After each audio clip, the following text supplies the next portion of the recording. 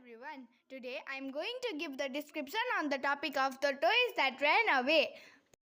Put your toys away, Lucy, said Lucy's mother from the kitchen. It's time to get ready for bed. Lucy gave a great big sigh. Do I really have to? She asked, knowing full well what the answer was going to be. Yes, of course you do, said her mother. You shouldn't have to be told it's time to put your toys away. You really don't look after them properly. It was true. Lucy never has been very good at looking after her toys.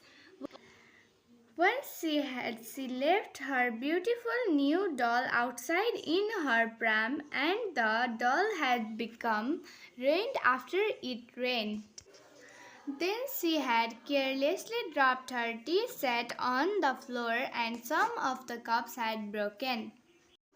And she was forever just pushing all her toys back in the cupboard in a hurry instead of putting them away carefully. Worse still, when she was in a temper, she would throw her toys, and sometimes she would even kick them. Tonight, Lucy was in another offer. Can't bother moods. She grabbed a handful of toys and threw them in the cupboard. In first went some dolls, which all landed on their heads and then fell in a heap. Next, Lucy threw the little tables and chairs from the doll's house.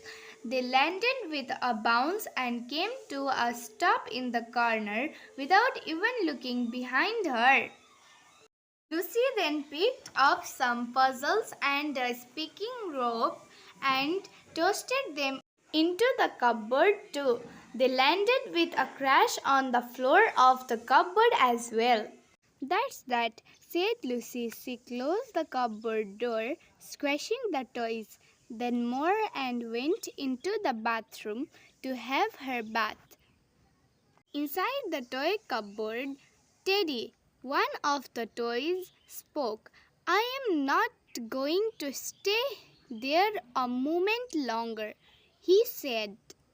Nor me, said Katy the rag doll. If we aren't going to be loved, we aren't staying either, chimed the doll's house furniture. I want to be somewhere where I am not thrown around, said one of the puzzles. So do we, said the roller blades. One after another, all the toys agreed that they were not going to stay. They decided they would all go back to Toyland and wait to be given to some children who would love them more. The next morning, Lucy decided that she would play with her skipping rope. When she opened the toy cupboard, she couldn't believe her eyes. All the toys had vanished. The shelves were completely empty. At first, Lucy thought her mother had moved them, but her mother said she hadn't. I expect you have put them somewhere yourself, Lucy, and can't remember where you have left them, said her mother, not very helpfully.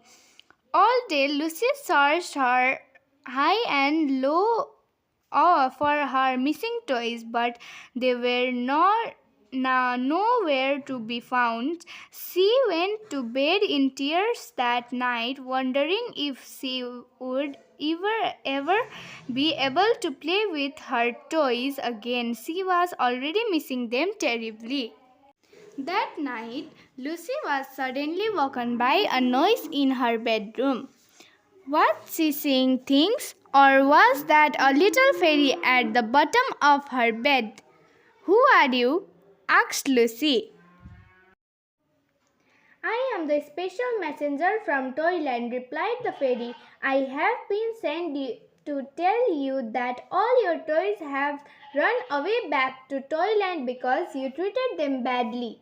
Oh, I do miss my toys so much, cried Lucy. Well, if you really do, then you had better come and tell them yourself, the fairy.